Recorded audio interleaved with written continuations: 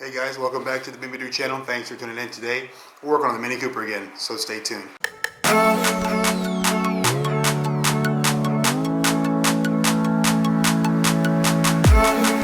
Alright guys, welcome back. So if you watched my last video, you guys saw that the Mini Cooper had an issue with the high pressure fuel pump. I have since received a new fuel pump. Thanks, Santa. And I decided that today would be a good day for me to try to install it. I want to show you guys some simple tips, some things that I came up with. Don't need any special tools. I'm going to show you guys how to install it. So if any of you guys are from Texas, you know that winter is actually coming for us.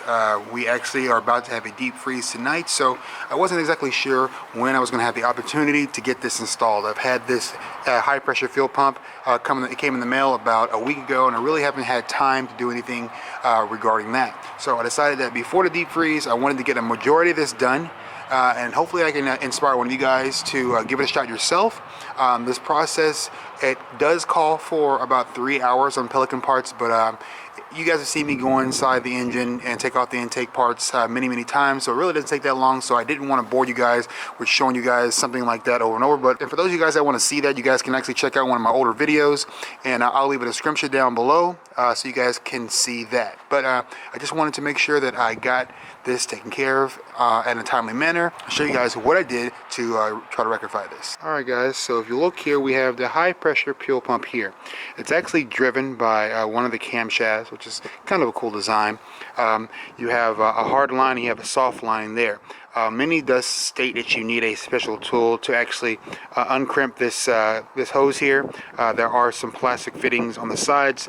There's a tool that actually crimps both sides of them. You can slide that off, but you really don't need that. So you'll notice right here there is a 12mm nut. I can actually use just a regular 12mm and pull that off, so that's what I'll do now. Now you first want to make sure you put a rag underneath the line there, because you are going to leak a little bit of fuel. This car hasn't been started in a few days, so the fuel pressure system shouldn't really be primed up that much, so I'm not really worried about that. But just for safety purposes, I will go ahead and put this rag underneath there just in case I do start spraying high pressure fuel.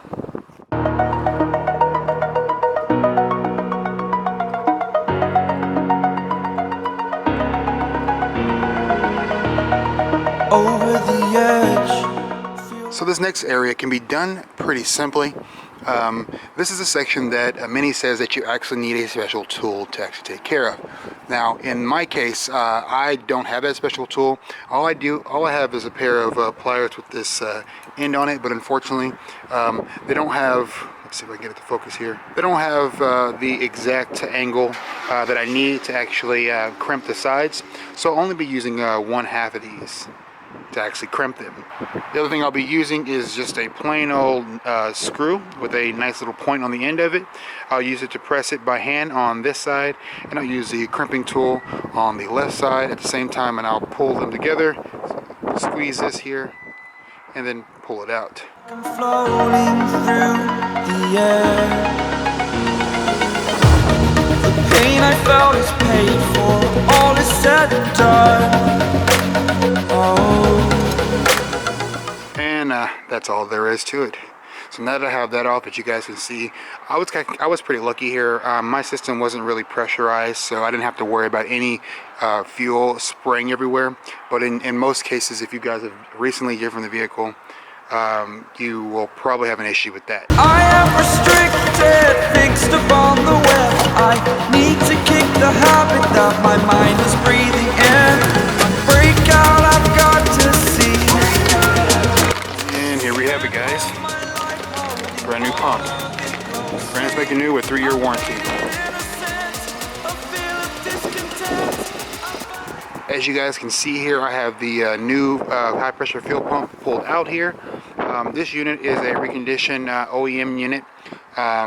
Fortunately, the company is not accepting cores right now, so I can't send that one back and get some money back for it, but that's okay.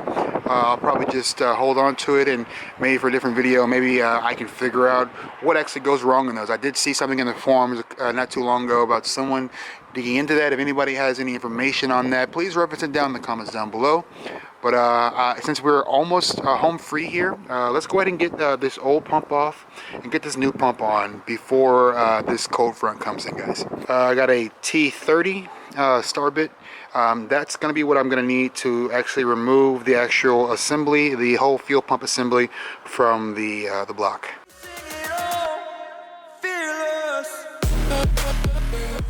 Alright guys, I wanted to show you guys up close. That's the bolt right there you need to get with your T30. As you can see, it fits right up close to it. You kind of just back it off and you can do the rest by hand. The other one's in kind of like a more obscure place. You guys can see it. You can get it to focus in there. It's right there, guys. So another thing that's great to have on hand when you're dealing with areas like this that are especially dark and kind of hard for your hands to fit down in is a magnet tool, guys. This thing has saved my behind more than a few times. So these things are well worth it. This is about $5 at Harbor Freight. Anytime you're there, make sure you guys check one of these out, and make sure to get a good one. The cheap ones have the magnets that actually kind of fall off. This one here, this whole head part here is that actual magnet. So as you're backing those bolts out, keep the magnet close. You'll thank me later.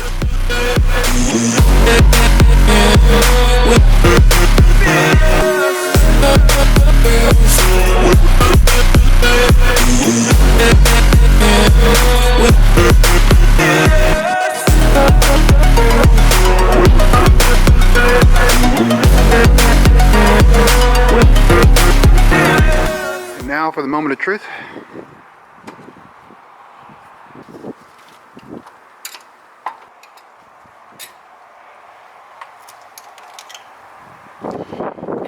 And there we have it, guys. The old fuel pump. It's out. And it's time to put the new one in. Alright, before you install this, you want to make sure that you run a nice little bead of oil on that O-ring just to make sure you get a proper seal. So we're going to just use our glove here, grab some of that oil right there that's actually exposed right there at the camshaft. Run our finger along this, and we're going to go ahead and install this.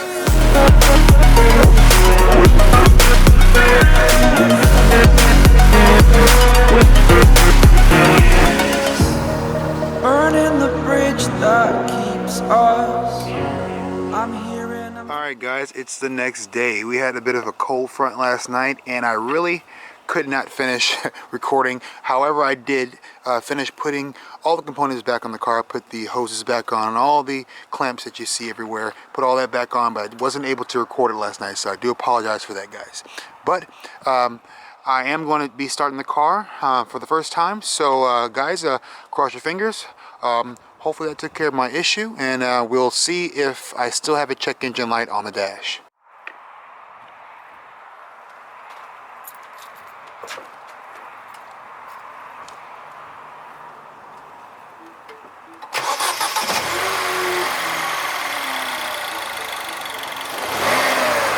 You guys can see, but it definitely looks like the check engine light has turned itself off, guys. I haven't even cleared the codes, so I call that a win, guys. So hopefully this inspired one of you guys to actually take care of the high pressure fuel pump yourselves. Pelican Parts actually calls for this job to be about a 3-hour job, but as you can see, really didn't take me that long, and I didn't even need specialty tools, guys. So that about wraps it up for today's video. Thank you guys for watching the BB channel. Thank you guys for watching this video. Hopefully I inspire one of you guys to take this job on for yourself. I think the total price of this whole entire project cost me about $400 even, and that's a substantial difference from what they're going to charge at the dealership or any other local shops. So guys, thank you guys for watching this video. Thank you guys for watching the BB channel, and again, and as always, peace out and Godspeed, guys.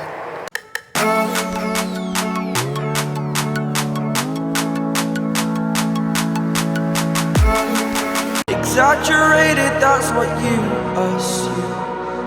The story's over now, I must conclude.